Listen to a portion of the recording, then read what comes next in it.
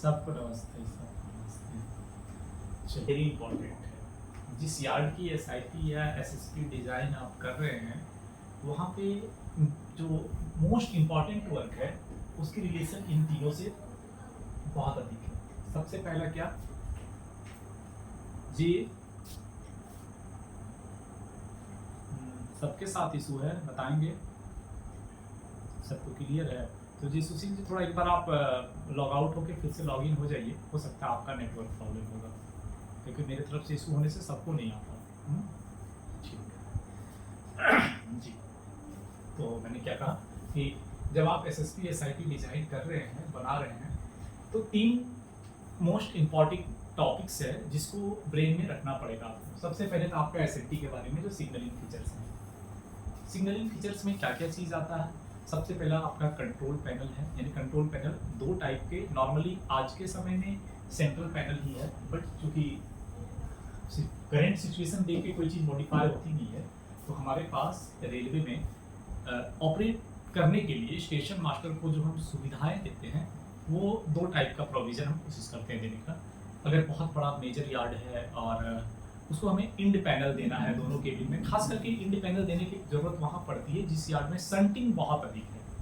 होती क्या है कि संटिंग कराने के लिए on duty station master responsible होता है। जैसे एक बड़ा यार्ड है, मान लीजिए बहुत सारे लाइन का, यहाँ पे अगर सेंट्रल पैनल आप बना देंगे तो सबसे बड़ी इशू क्या होगी कि ऑन ड्यूटी स्टेशन मास्टर जो रिस्पॉन्सिबल पर्सन है, जो ऑपरेटिंग का सबसे रिस्पॉन्सिबिलिटी वाला पर्सन है, वो स्टेशन मास्टर है यार्ड में।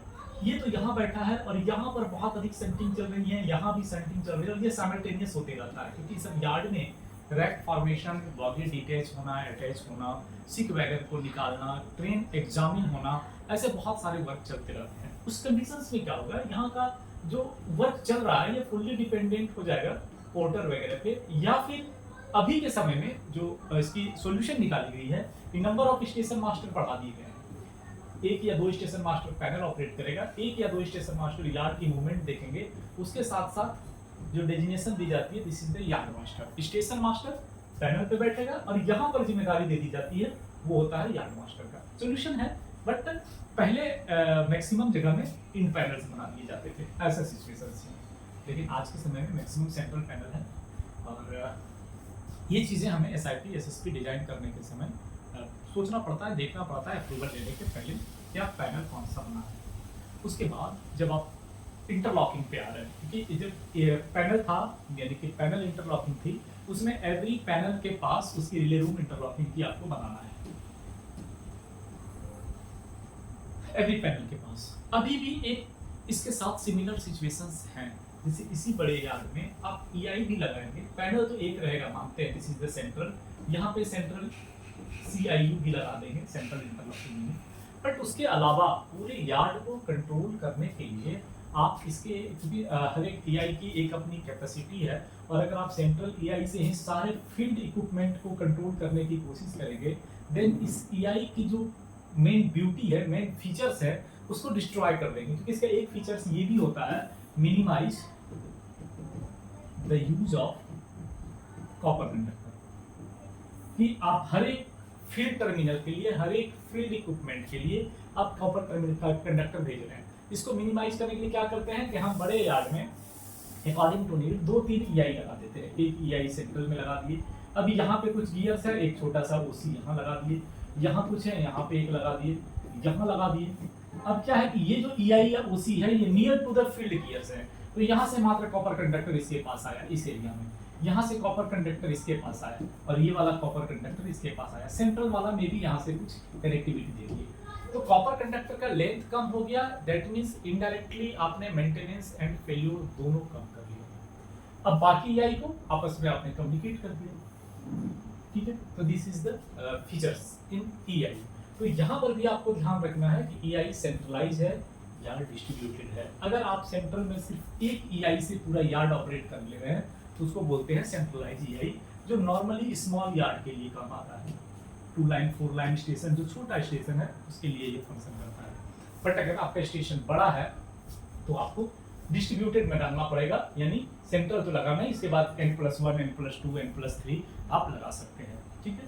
तो दिस इज द आपके सिग्नलिंग एसआईपी इसके फीचर में ये ईआई का जो सेंट्रलाइज्ड है कि डिस्ट्रीब्यूटेड इंटरलॉकिंग है, इसको फुल्ली बताना है, दिखाना है। Next things ground frame and level crossing, sorry note से लिख दिया, यहाँ पे गेट्स होगा, गेट्स। ग्राउंड फ्रेम्स का मतलब होता है, पहले क्या था कि बहुत सारे ऐसे जो ऑपरेशंस हैं जिसके लिए हम ग्राउंड पे ही लीवर फ्रेम टाइप के लगा देते हैं, जैसे लीवर ऑपरेशन में भी या कुछ पॉइंट में भी, कुछ ट्रैप पॉइंट में भी, जिनका पैनल के साथ सिर्फ कम्युनिकेशन या थोड़ी सी इंटरलॉकिंग होती है, इसके अलावा और कुछ नहीं है, वो ईकेटी के साथ में इंटरलॉकिंग कर देते हैं। इसके यहाँ पे ग्राउंड फ्रेम के बगल में एक लोकेशन बॉक्स लगा के ईकेटी डाल दिया, इसके चाबी से ग्राउंड फ्लोर कंट्रोल कर लिया और ईकेटी की इंटरलॉकिंग आपने ईआई के साथ कर दी कि आपकी जो केटी पीआर या केटी ऑन पीआर आपके इन एंड आउट अगर हुआ तो उस हिसाब से रिले पिकअप हुई, आपकी केटी बाहर हुआ या अंदर हुआ, फिर आप इस ग्राउंड फ्रेम को ऑपरेट कर लिए।